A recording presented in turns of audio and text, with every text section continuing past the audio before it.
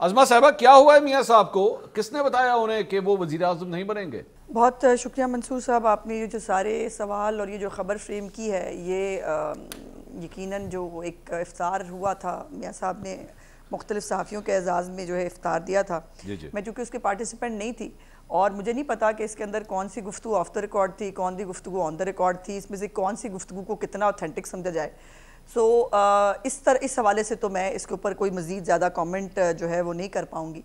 लेकिन ये बात तो अपनी तौर पर दुरुस्त है, ख़ास तौर पर अगर जो ये ख़बर आ रही है कि जो आपने भी कहा कि जी वो वज़ीर आज़म जो है, हमें बताया गया था कि वो होंगे, यकीनन हमारे वज़ीर आज़म के कैंडिडेट वही थे। और ये बल्कि इलेक्शन वाले दिन भी जब उन्होंने मुख्तलिफ़ सहाफ़ियों से वोट डालने के बाद गुफ्तगू की तो उन्होंने कहा कि दुआ करें कि हमें सिंपल मेजॉरिटी मिल जाए, और सिंपल मेजॉरिटी की हुकूमत जो है ज़ाहिर है उसका काम करना आसान होता है। तो ये तो एक बहुत जो है वो एक सेटल्ड फार्मूला था कि अगर सिंपल मेजॉरिटी मिलेगी तो मियाँ साहब जो हैं वो वज़ीर आज़म होंगे।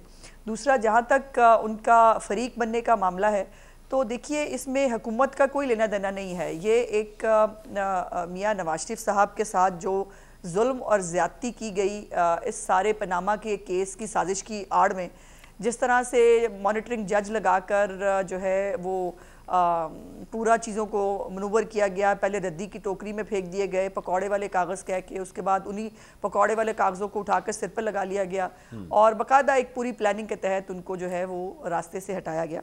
तो यकीनन उनका हक बनता है। एक तो हिस्ट्री को दुरुस्त करने के लिए भी, अगर आपको याद हो कि भुट्टो शहीद की जो रेफरेंस है वो अभी कुछ दिन पहले डिसाइड हुआ है उनके अदालती कत्ल के इतने सालों के बाद।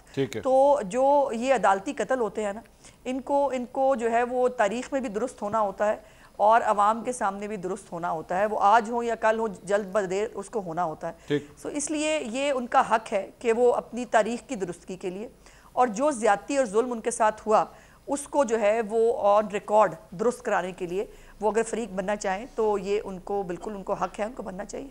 अच्छा, थोड़ी सी आपने जो अपने जवाब के आगाज में कहा कि मुझे नहीं पता इसमें से कौन सी बात ऑफ द रिकॉर्ड थी या ऑन द रिकॉर्ड थी, आप क्या ये कहना चाह रही हैं कि ऑफ द रिकॉर्ड गुफ्तगू को कोट कर दिया गया है, रिपोर्ट कर दिया गया है?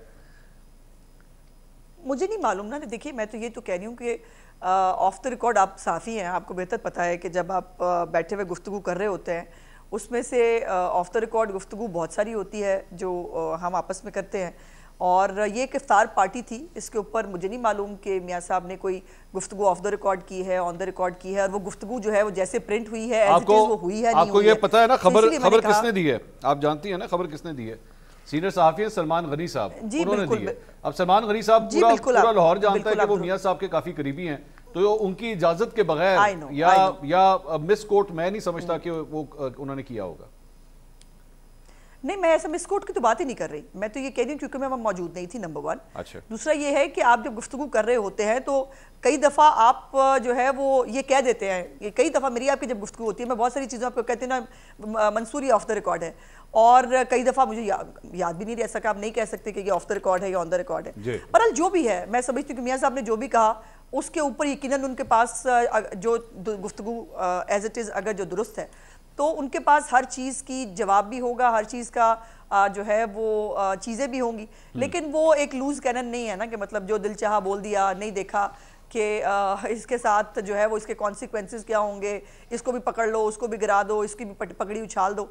वो बहुत मोहतात गुफ्तगू जो है वो करने के एक्चुअली सारी खबर का है वो उतनी करना चाहते होंगे। इस सारी खबर का जो बेसिकली जो क्रक्स निकल रहा है ना, वो ये निकल रहा है कि पहले तो मियां जावेद लतीफ या राना सनाउल्लाह साहब वो ये इंप्रेशन दे रहे थे कि जनाब हमें धक्का दे के हुकूमत में बिठा दिया गया है और जबरदस्ती हम लोग ये सब कुछ चला रहे हैं। लेकिन अब मियां साहब भी लग रहा है कि वो सेटिस्फाइड नहीं है। एक तो उनकी एक खामोश एक किस्म का जैसे एहतजाज रिकॉर्ड हो रहा है कि नहीं ये ठीक नहीं हुआ, ये जो कुछ भी हुआ है, ये जो फॉर्मूला ये सेटअप बना ये ठीक नहीं है।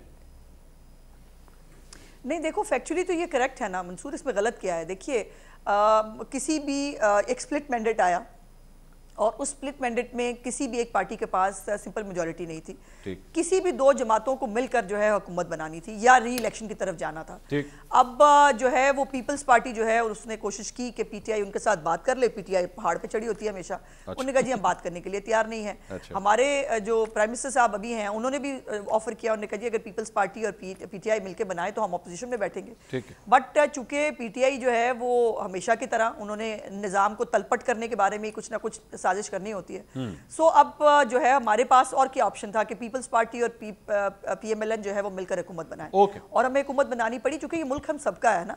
हम इसके अंदर खामोश तमाशाई बन के मुल्क को जो है वो बेड़ा गर्क होते नहीं देख सकते। और जब से गवर्नमेंट ली है अल्हम्दुलिल्लाह माशी शारिय बेहतर हो रहे हैं। हमारे बारे में, हमारी इकोनॉमी के बारे में ब्लूमबर्ग कह रही है, वर्ल्ड बैंक कह रही है कि ऑन ट्रैक हैं हम। जो है वो एक साल के अंदर महंगाई में भी कमी आएगी।